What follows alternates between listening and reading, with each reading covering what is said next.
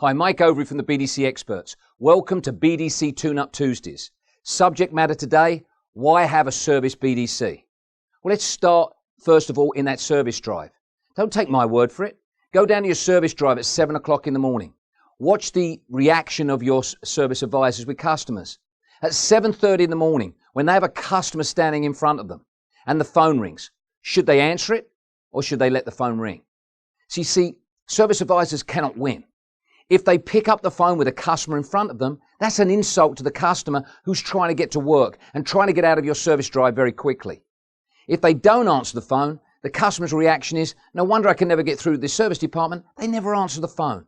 So your service advisor is in a catch-22 situation. The key with this is 85% or more of inbound service appointment calls can be taken by a non-mechanical person. The majority of these people just want to book an appointment. So why don't we redirect those calls to a service coordinator who is now going to take those calls, book the appointments, and free up your service advisor? Let me give you some other information that might also motivate you to go down this track. The black hole, as we call it. 22% of inbound service appointment calls go to a black hole. That's not my numbers, that's industry numbers. What I mean by that is they go through to the service department, the call is not answered, it's either sent to a voicemail or they just disconnect. What if all we did was manage that 22%?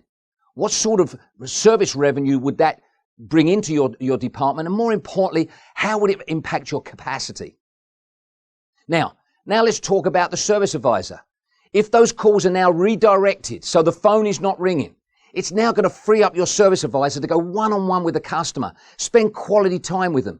Our recommendation, 15 to 20 minutes of quality time with the customer. We can then introduce that multi-point inspection that we so much want to go through with the customer. What is the purpose of a multi-point inspection? It's not to upsell. It's to give credibility to what we do in our dealership.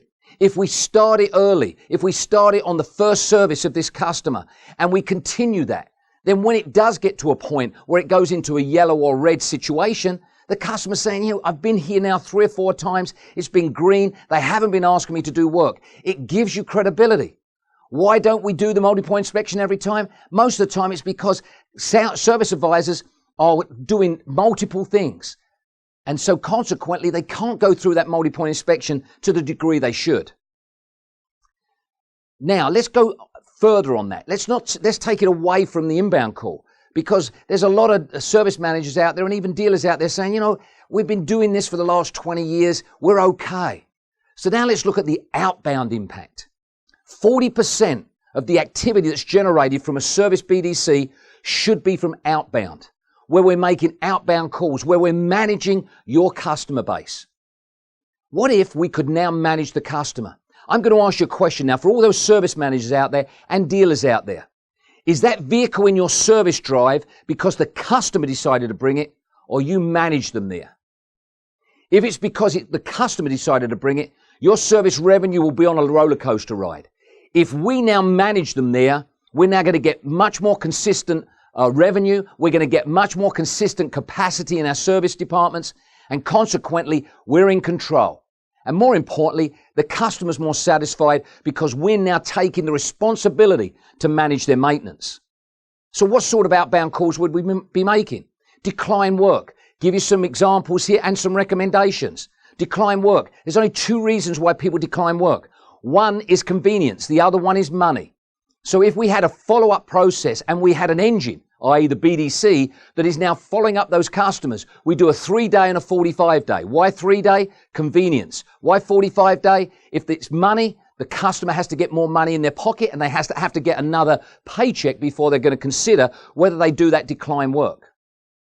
Some other examples of what the outbound call activity can be. And that is where we've got in certain OEMs, we now have dealer maintenance notifications where the actual car is now informing the customer that they need the work done.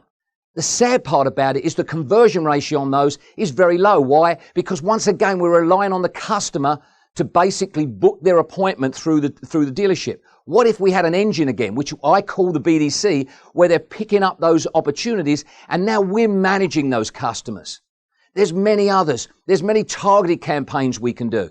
The service manager, I'm sure, can get very creative, whether we're doing a brake campaign, whether we're doing a tire campaign. We now have an engine that BDC can be making those outbound calls, creating activity and creating revenue on a day-to-day basis. I reiterate what I said earlier. Are you managing the customer, or is the customer managing you? It's time to have a service BDC and drive your service revenue through the roof. Thank you for listening. Stay tuned for more BDC Tune-Up Tuesdays.